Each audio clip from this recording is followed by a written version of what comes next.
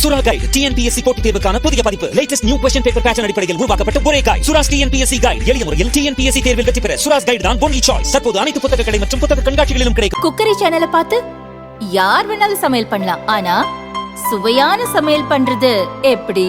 நான் இதயம் நல்லெண்ணெயில சமையல் பண்றேன். ஆஹா ஓஹோன்னு பாராட்டுறாங்க. நீங்களும் இதயம் நல்லெண்ணெயில சமையல் பண்ணுங்க, பாராட்ட வாங்குங்க.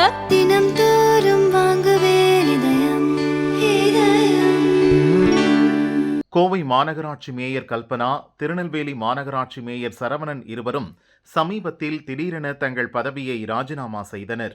இவர்கள் மீது கட்சியினர் முன்வைத்த தொடர் குற்றச்சாட்டுகள் காரணமாக திமுக மேலிடம் நடவடிக்கை எடுத்தது. இதையடுத்து புதிய மேயர்கள் தேர்வு விரைவில் நடத்தப்படும் என்ற எதிர்பார்ப்பில் ஆளுங்கட்சி கவுன்சிலர்கள் காத்திருக்கின்றனர்.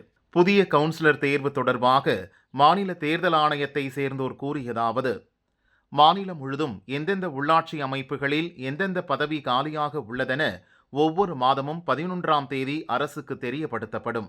கோவை, நெல்லை மேயர் பதவி காலியாக இருப்பது தொடர்பாக 11ஆம் தேதி அரசுக்கு முறைப்படி தெரிவிக்கப்படும்.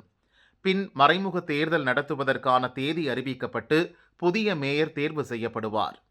புதிய மேயரை தேர்வு செய்வதற்கு முன் மாமன்ற கூட்டம் நடத்த வேண்டிய அவசியம் ஏற்பட்டால் துணை மேயர் தலைமையில் நடத்தலாம். அவர் ரெகுலர் மேயர் போல செயல்பட முடியாது. மேயருக்கான இருக்கையிலும் அமர முடியாது. மேயர் அங்கி அணியக்கூடாது.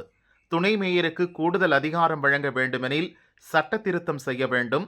அதற்கான சாத்தியக்கூறுகள் எழவில்லை என்றும் அவர்கள் கூறினர். புதிய மேயரை தேர்ந்தெடுக்க ஜாதி பின்புலம் முழுமையாக அலசப்படுவதால் குழப்பமான சூழல் உருவாகியுள்ளதாக திமுக வட்டாரத்தில் கூறப்படுகிறது. கோவையில் பெரும்பான்மையாக உள்ள ஜாதியை தவிர்த்து இதர ஜாதியினரில் ஒருவரை தேர்ந்தெடுக்க திமுக தலைமை விரும்புவதால் இப்போதுள்ள திமுக கவுன்சிலர்களின் பின்புலம் குறித்து உளவுத்துறையினர் விசாரிக்கின்றனர். மாநகராட்சி பகுதியில் தேவர் சமுதாயத்தை சேர்ந்த 1.5 லட்சம் மக்கள் வசிப்பதால் அந்த சமுதாயத்தைச் சேர்ந்தவருக்கு பிரதிநிதித்துவம் கொடுக்க வேண்டும் என்ற எதிர்பார்ப்பும் எழுந்துள்ளது.